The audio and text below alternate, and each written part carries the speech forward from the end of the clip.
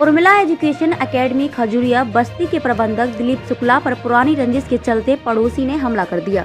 Academy के प्रबंधक दिलीप शुक्ला ने इस मामले की तहरीर देकर पुरानी बस्ती थाने में मामला दर्ज कराया है। सीसीटीवी फुटेज के अनुसार रंगीलाल 10 दिसंबर को रात 8:45 पर लाठी डंडे से लैस होकर स्कूल के बाउंड्री पर चढ़कर उस पर लगी लाइटें तोड़ रहा था। उसी दरमियान करंट लगने के कारण गिर पड़ा। प्रबंधक वीरेंद्र शुक्ला के अनुसार सुनील पाठक के साथ 3 अगस्त को रंगीलाल ने विद्यालय में तोड़फोड़ एवं लूट की घटना को अंजाम दिया था, जिसमें गिरफ्तार होकर जेल भी गए थे।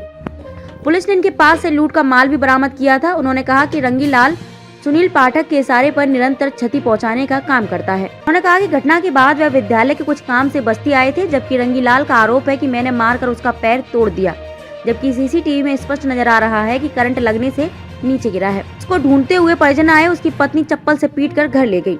उन्होंने मीडिया से बातचीत के दौरान बताया कि गांव वालों की सूचना पर जब मैं बस्ती मौके पर पहुंचा तो उसने मेरे ऊपर हमलावर हो गया और गाली देने लगा। इस सब को देख मैं अपनी जान बचाने हेतु विद्यालय के अंदर चला गया और मामले के अगले दिन पुलिस स्टेशन में तहरीर देकर FIR दर्ज कराई। आइए देखते हैं इस मामले पर हमारे संवाददाता राकेश त्रिपाठी से स्कूल के प्रबंधक ने क्या कहा। क्या मामला, किस तरीके का विवाद हुआ था आपके विद्यालय पर? जो ही हम वहाँ से यहाँ रोडवेज क्रॉस कर रहे थे, पचपेड़िया रोड पर पहुँचे ही थे, तब तक हरिओम जो यहाँ हमारा विद्यालय है उसी गांव के निवासी हैं, हमारे पास फ़ोन किए कि स्कूल के सामने लकड़ी वाला जो प्रदीप है वो फ़ोन किया है कि रंगीलाल आ करके फिर गेट पे चढ़ करके तोड़फाड़ कर रहा है। तो मैं घबरा सा गया। उसके बाद हमने जो है इसकी तत्काल सूचना करीब 9:05 या 6 पर 112 पर हमने कॉल किया। 5 पर नहीं फ़ोन रिसीव हुआ, 6 पर 9:06 पर हमने 112 को सूचना दिया, अपने मामले को बताया और फिर जो है तत्काल हमने इसके बाद यशो पुरानी बस्ती को सूचना दिया। जैसे ही हम विद्यालय पर पहुंच रहे हैं, उसके घर वाले आकर के वो सड़क पर लेटा हुआ है। फिर 9:40 पर उसके परिवार की उपस्थिति में ही 112 की पुलिस आई। 112 की पुलिस से हमने जो है सारी सूचना दिया और वह जो है घटना को भी देखे और उससे हमने कहा भैया इसको ले चलिए, नहीं तो हमारी हत्या कर देगा। 112 नंबर पुलिस के सामने ही हमको जो है तमाम धमकी और गाली दे रहा था, जबकि उसकी पत्नी ही उसको अब चप्पल से मार रही है, उसका भाई उसको मार रहा है और जो उसके साथ वाले इसको तलाशते हुए गांव से निकले थे वो राम निवास पूर्व प्रधान थे, राम सूरत वर्तमान BDC थे, इसके सगे भाई रामरीत थे, इसकी पत्नी सुनीता थी और जो है एक इसका सगा पड़ोसी दिनेश पुत्र राम प्रसाद वो भी साथ में था और राम सूरज पुत्र प्रदीप, ये सब उसकी तलाश में निकले थे। उसकी और जो है इन लोगों की मौजूदगी में ही इसकी पत्नी इसको मार पीट रही है कि क्यों इनके पीछे पड़े हो, क्यों विद्यालय को तोड़ फाड़ रहे हो। 112 की उपस्थिति में कहा कि जब तक हम हैं तब तक हम तोड़ते रहेंगे।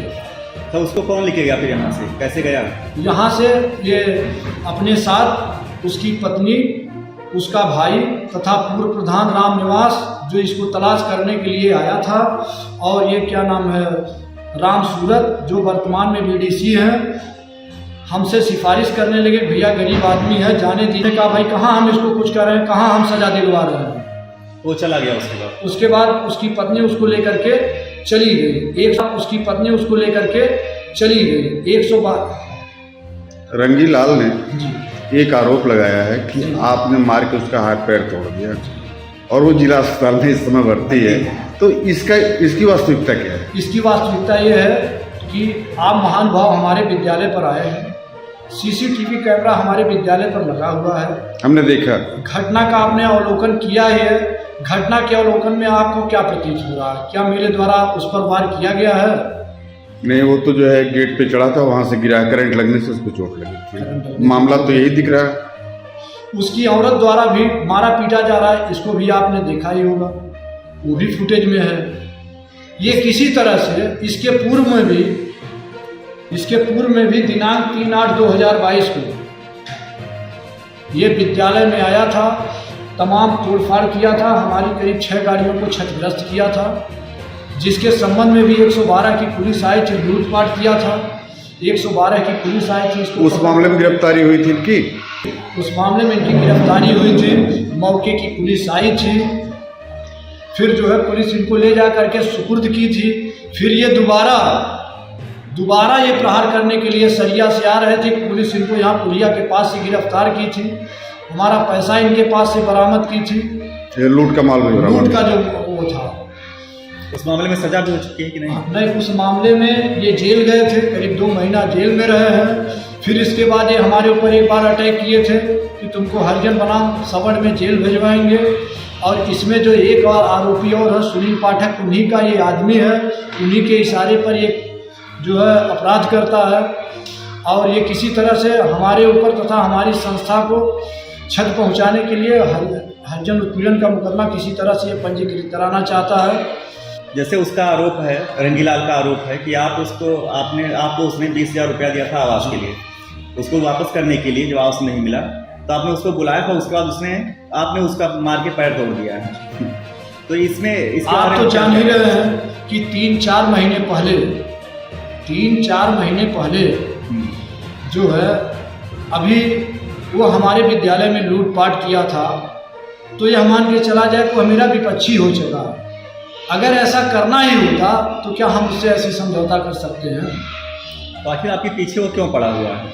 हमारे पीछे जो है एक जो सुनील पाठक है, ये चुनावी रंजिश को लेकर के, जो सुनील पाठक है जो उसमें भी अभियुक्त थे जी, उस लूटपाट के कांड में। हाँ, वो सहयुक्त थे। अच्छा, सहयुक्त थे, उन्हीं के इशारे पर ये किया था, उन्हीं की मौजूदगी में वही अपनी गाड़ी से लेकर के आए थे, साथ मौजूद थे।